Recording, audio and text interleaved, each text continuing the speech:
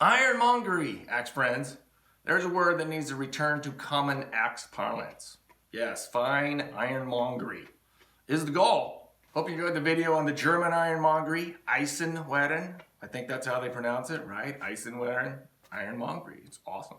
Well, we know the Germans had it down. We know the Swedes have it down. We know there's English ironmongery, Australian ironmongery, American, Canadian. We got all kinds of ironmongeries out there, and there's a lot of good axes in the world. But how about this Basque ironmongery?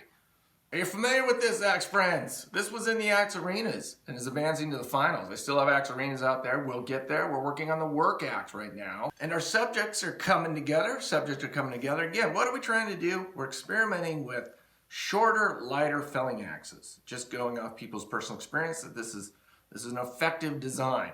I tell you, in my mind, I was thinking about a 3-pound head and a 30-inch handle. I was kind of like, that's what I'm thinking the work axe might be. 3-pound head, 30-inch handle. And it is really hard to find 3-pound heads. That is an unusual size.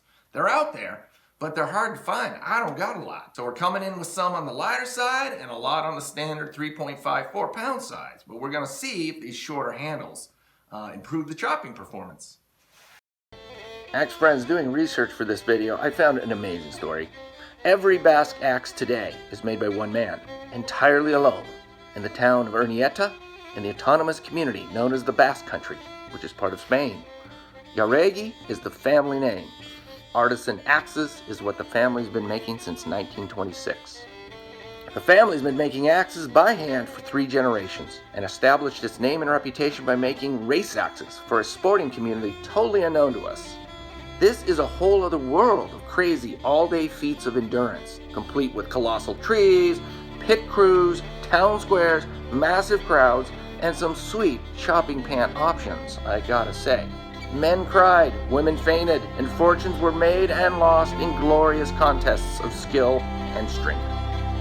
And it was through these competitions that the pattern was perfected, evolving over centuries from what was originally called the Carboneros pattern, which means charcoal maker. But what did a charcoal maker do? Fell and buck trees all day long. Sadly though, it's the same story all over the world. Where once there were hundreds of Basque tool makers working the craft at every price point, now there is only one maker, still preserving the traditional pattern and all the innovations discovered during 150 years of 50-log contests in your best competition tank top.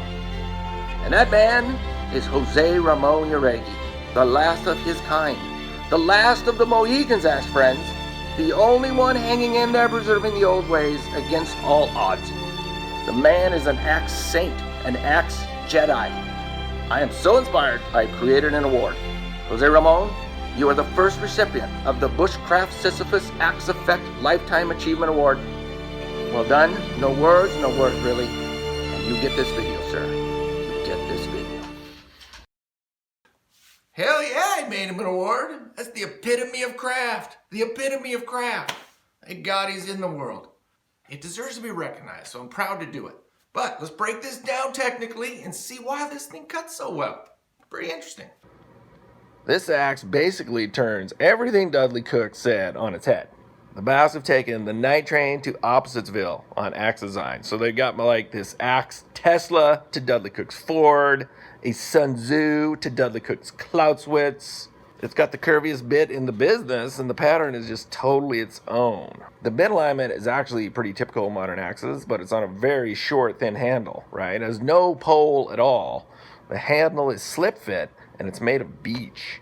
But it just chops great. I mean, really great, right out of the box. There's no tuning necessary. So what's the secret? First off, this thing is born in the danger zone. 18 degrees is more aggressive than my Tuatai work axe. It's more aggressive than anything I know of in regular production, pretty much anywhere. Nothing's coming to mind. That alone is pretty shocking when you first swing it. It really is. You just usually don't get that kind of sharp unless you put it on yourself. And anyone who's tried it knows it makes a difference.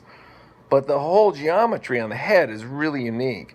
Here's some nice quality ironmongery and other grade patterns. Yes, very, very nice. These are all 3.5 pounds, but without a pole, all the weight in the Basque axe is 4 to the haft, right in the middle of the head. Interestingly enough, the only other pattern kind of sort of shaped like it is the Kellyworks Michigan pattern, of all things. Both have a curvy bit, both have smoothed out hollows to release wood when the head is deep in a cut, but the Jauregi takes it to much more extreme, a lot smoother and deeper. This allows the head to become a single, smooth, continuous convex, from the edge all the way to the handle. And when you measure the thickness of the cheeks at similar points on all these heads, the Basque axe is much thicker than any of these other designs. So basically, the axe has a screaming edge right out of the box, but then follows that up with just constantly increasing, smooth, beautifully sculpted wedge that you'd think gets stuck, but it doesn't. And maybe it's the hollows, maybe it's the shape of the bit, but it's an excellent cutter. Just an outstanding felling axe.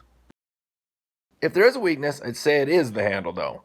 Thin handles are great, but this one is really thin, and I already broke the little end off and had to glue it back on. But it's hanging in there. The head will come a little loose during use, but it's easy to get tight again, but gunk is inevitably just going to get in there. But obviously, on the other hand, it would take all of 3 seconds to replace it with a new handle, so who cares? Maybe it's a moot point.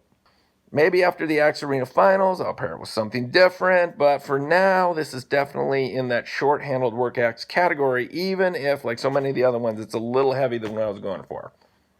Thanks for watching, Axe Friends. An incredible story here. I gotta get to the woods. I can't stand it. We gotta go chop, so see you next time.